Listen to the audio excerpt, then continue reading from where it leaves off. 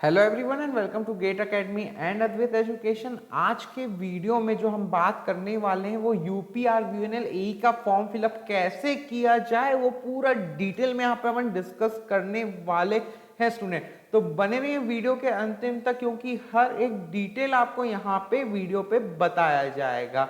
तो स्टूडेंट, सबसे पहले जो आपको काम करना है यहाँ पर, वो आपको कोई सा भी वेब ब्राउजर ओपन कर लेना है, चाहे वो गूगल क्रोम हो, चाहे वो इंटरनेट एक्सप्लोरर हो, चाहे वो मोजिला फायरफॉक्स हो। यहाँ पे ये 3 रेकमेंडेड ब्राउजर है यूपीआरवीएनएल एई के फॉर्म फिलअप करने के लिए। इसके बाद आपको करना क्या है, गूगल क्रोम मान लीजिए आपने खोल लीजिए, जैसे कि मैंने यहाँ पे खोला हुआ ही है, और वहां पे जाके आपको गूगल ओपन कर लेना है। उसमें आपको टाइप करना है यूपीआरवीएनएल एई। इसको टाइप करने के बाद जो सबसे पहली लिंक आएगी uprvnl.org, उसे जाके क्लिक कर दीजिए।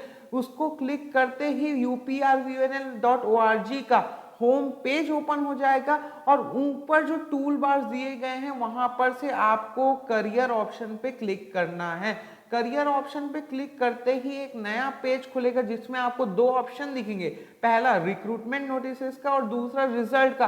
तो हमें करना क्या है, यहाँ पर हमें रिक्रूटमेंट नोटिसेस को व्यू करना है। हम उसको व्यू करते ही आपको सबसे पहला पॉइंट जो लिखा है, link for online application against advertisement number for the post of assistant engineer trainee E&M/सिविल, तो आपको इसके पीडीएफ बटन जो दिया गया है उस पर जाकर क्लिक कर देना है। इसको क्लिक करते ही एक नया वेब पेज ओपन हो जाएगा यहाँ पर, जिसमें बहुत सारे इंस्ट्रक्शन दिए गए हैं इस एग्जाम से रिलेटेड। यहाँ पे जो सबसे इंपॉर्टेंट चीज है वो अपन डेट्स पे फोकस कर लेते हैं। तो यहाँ पे दिया गया है जो ओपनिंग डेट है इस फॉर्म की, वो है 23 मई की है, और सुबह 10 बजे से ये फॉर्म ओपन हो गया है यहाँ पे। और जो क्लोजिंग डेट है फॉर्म की वो 14 जून को है, 11:45 PM को क्लोज हो जाएगा आपका ये फॉर्म। इसके अलावा अदर डिटेल्स दी गई है स्टूडेंट, जिसको आप अच्छे से यहाँ पे पढ़ लीजिएगा। नीचे आप थोड़ा स्क्रॉल करेंगे यहाँ पे, तो यहाँ पे आपको एक चेक बॉक्स दिखेगा जिसको आपको टिक करना है, जो कि लिखा गया है I agree that I have read and understood clearly all the above instruction and eligibility condition including advertisement for the post or discipline I am applying and agree to abide by all condition during the process of recruitment। फिर आपको proceed to register button पे यहाँ पे click करना है।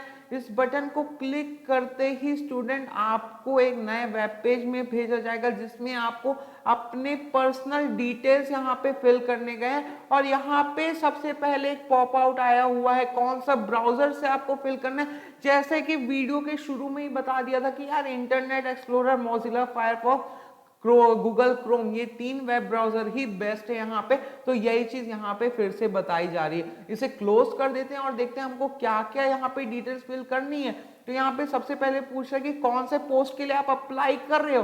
तो हम यहाँ पे अप्लाई करना चाहते हैं, अगर आप असिस्टेंट इंजीनियर ट्रेनी E&M के लिए तो ये असिस्टेंट इंजीनियर ट्रेनी E&M पे सेलेक्ट कीजिए, और अगर आप अप्लाई कर रहे हैं यहाँ पे असिस्टेंट इंजीनियर ट्रेनी सिविल के लिए तो यहाँ पे असिस्टेंट इंजीनियर ट्रेनी सिविल को सेलेक्ट करिए। Let us take an example कि हम यहाँ पे अभी असिस्टेंट इंजीनियर ट्रेनी E&M के लिए अप्लाई कर रहे हैं, तो इसे जाके क्लिक कर दीजिए। उसके बाद अपना यहाँ पे पूरा फुल नेम डालिए, फिर अपना फादर का नाम डालिए, यहाँ पे वो भी फुल रहेगा।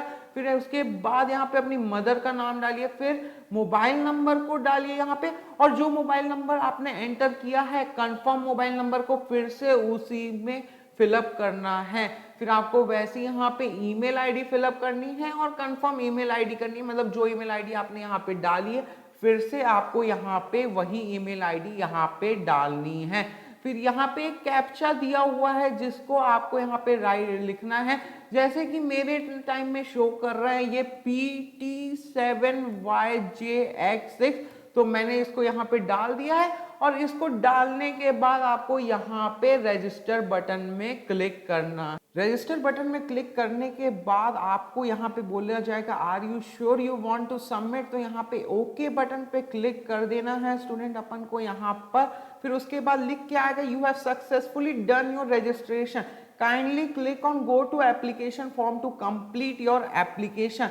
इसको यहाँ पे क्लोज कर देते हैं अपन यहाँ पर, और यहाँ पे एक बटन दिख रहा है हमें कि click here to fill application form.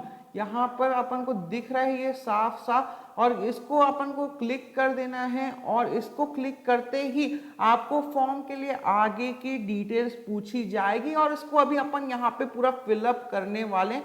तो अच्छे से देखिए स्टूडेंट, तो यहाँ पे ये तो पहले से भरा हुआ रहेगा, एडवर्टीजमेंट का नंबर, पोस्ट का नेम, क्योंकि हमने पहले ही उसे यहाँ पे सेलेक्ट कर चुका है। फिर आपको इंजीनियरिंग की कैटेगरी को सेलेक्ट करना है, तो यहाँ पे इंजीनियरिंग की जो कैटेगरी है, जो अगर आप मैकेनिकल के स्टूडेंट हो तो मैकेनिकल सेलेक्ट कीजिए, इलेक्ट्रिकल्स के स्टूडेंट हो तो इलेक्ट्रिकल सेलेक्ट करिए, इलेक्ट्रॉनिक्स एंड इंस्ट्रूमेंटेशन के स्टूडेंट है तो इलेक्ट्रॉनिक्स एंड इंस्ट्रूमेंटेशन को सेलेक्ट करिए, और कंप्यूटर साइंस के स्टूडेंट है तो कंप्यूटर साइंस को सेलेक्ट करिए।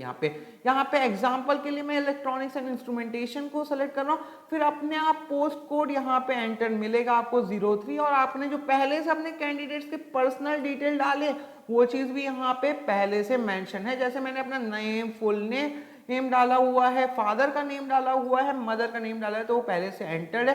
फिर आपको यहाँ पे जेंडर सेलेक्ट करना है, तो जैसे कि जेंडर सेलेक्ट कर लेते हैं, मेल होंगे तो आप मेल सेलेक्ट करिए, फीमेल होंगे तो फीमेल सेलेक्ट करिए यहाँ पर।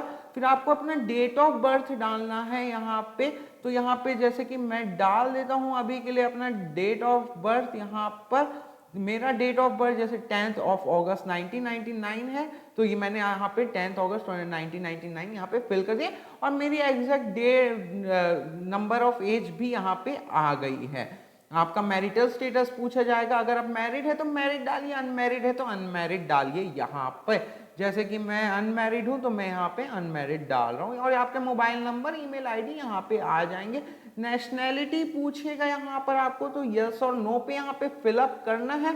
तो हम अगर इंडियन है तो आप यस करिए, और इंडियन नहीं है तो नो फिलअप करिए। तो हम तो इंडियन ही हैं भाई, तो हम यस ही सेलेक्ट करेंगे यहाँ पर। डोमिसाइल का स्टेटस, क्या आप यूपी के हैं? तो अगर आप यूपी के हैं तो आप यहाँ पे यस सेलेक्ट करिए, और अगर आप यूपी के नहीं हैं तो यहाँ पे नो सेलेक्ट करिए।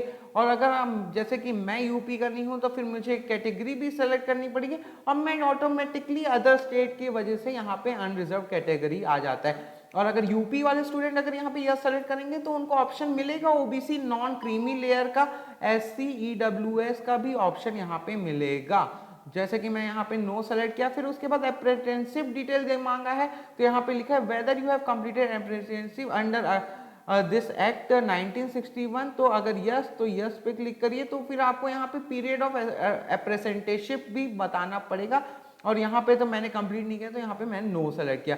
इसके बाद हमें यहाँ पर अपना एड्रेस फिलअप करना है, अपना प्रेजेंट एड्रेस डालना है यहाँ पे, और फिर उसके बाद पूछ रहा है कि क्या मेरा परमानेंट एड्रेस भी प्रेजेंट एड्रेस से सेम है। तो अगर आपका परमानेंट एड्रेस प्रेजेंट एड्रेस से सेम है तो यस सेलेक्ट कीजिए, और अगर नहीं है तो नो सेलेक्ट कीजिए। अगर आपका परमानेंट एड्रेस यहाँ पे अलग है तो आपको यहाँ पे जो आपका परमानेंट एड्रेस है वो यहाँ पे फिल करना पड़ेगा। फिर आपको सेव एंड नेक्स्ट बटन पे यहाँ पे क्लिक करना है। Save and next button click करते ही आपको यहाँ पे बोलेगा डेटा सेव सक्सेसफुली, तो यहाँ पे ओके बटन पे क्लिक कर दीजिए। अब आपको यहाँ पे फिर एजुकेशनल क्वालिफिकेशन डिटेल डालनी है, तो इसमें आपको अपनी 10th की डिटेल, 12th की डिटेल, और जो क्वालिफाइंग एग्जाम की डिटेल्स है वो यहाँ पे डालनी है। तो सबसे पहले देखते हैं कि 10 डिटेल में क्या पूछा गया। तो यहाँ पे लिखा है high school pass with Hindi subject. अगर आप हिंदी सब्जेक्ट से हाई स्कूल पास किए हैं तो यस करिए, और अगर नहीं किए हैं तो नो करिए। तो भाई मैंने तो हिंदी से पास किया है तो मैं यस सेलेक्ट कर रहा हूँ। और यहाँ पे नेम ऑफ द बोर्ड, आप जिस बोर्ड से आप यहाँ पे पास हुए होंगे उस बोर्ड का नाम लिखा है, अपना ईयर ऑफ पासिंग यहाँ पे बताना है, और कितने मार्क्स आपको मिले वो चीज भी आपको यहाँ पे फिल करनी है। फिर आपको अपनी 12th की डिटेल्स यहाँ पे डालनी है, 12th का बोर्ड का नाम डालना है यहाँ पे, और 12th का ईयर ऑफ पासिंग भी यहाँ पे आपको बताना है, और आखिरी में कितना परसेंटेज ऑफ मार्क्स आपको मिला है 12th में वो चीज भी यहाँ पे एंटर करनी है। क्वालिफाइंग एग्जाम डिटेल में आपको पूछा जा रहा है degree pass from distance learning, क्या आप डिस्टेंस लर्निंग प्रोग्राम से पास किए हो। तो अगर आप यस है तो आप इसके लिए पोस्ट के लिए एलिजिबल नहीं हो यहाँ पर, और अगर आप यहाँ पर नो करते हैं तो आप यहाँ पे एलिजिबल हो। और फिर आपको पूछा इंजीनियरिंग की डिग्री में 65% and above marks taking average of all the year, means आपका 65% से ज्यादा है या नहीं इंजीनियरिंग की डिग्री में। तो यस है तो अच्छी बात है, और नो है तो आप इस पोस्ट के लिए एलिजिबल नहीं हैं स्टूडेंट। तो यहाँ पे यस सेलेक्ट करना है हमें। और एलिजिबल ब्रांचेस यहाँ पे जो है, तो अगर आप जैसे कि इस वीडियो के शुरुआत में हमने इलेक्ट्रॉनिक्स एंड इंस्ट्रूमेंटेशन इंजीनियरिंग किया था, तो अगर आप इलेक्ट्रॉनिक्स इंजीनियर है तो इलेक्ट्रॉनिक्स सेलेक्ट करिए, इंस्ट्रूमेंटेशन इंजीनियर है तो इंस्ट्रूमेंटेशन करिए। तो हम तो अभी एग्जाम्पल के लिए इलेक्ट्रॉनिक्स इंजीनियर को सेलेक्ट कर लेते हैं यहाँ पे।